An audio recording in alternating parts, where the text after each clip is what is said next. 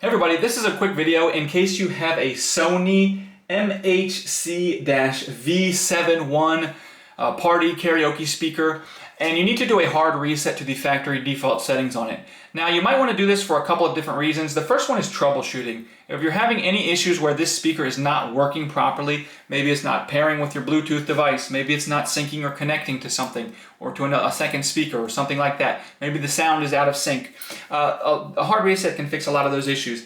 Now, you're going to need to set it up again, and that's the second reason you might want to do this. If for whatever reason you just want to get all the pairing history, everything like that, settings wiped off of this, get it back to the way it was when it's coming out of the box, we can do this real easily. The first thing we want to do is just go ahead and turn the unit off and then unplug it and wait a few seconds.